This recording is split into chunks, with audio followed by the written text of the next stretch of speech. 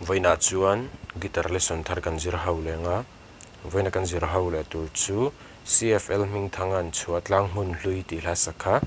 guitar Perhdan kan zir ho leng hei hi hla hi C kan langa sanga F yama G G7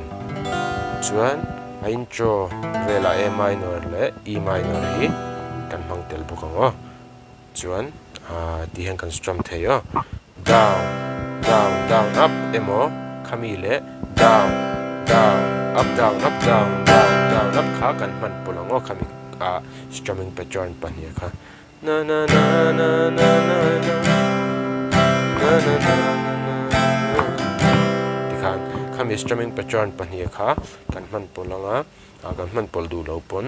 down down down up top po khan kan kalpui theyo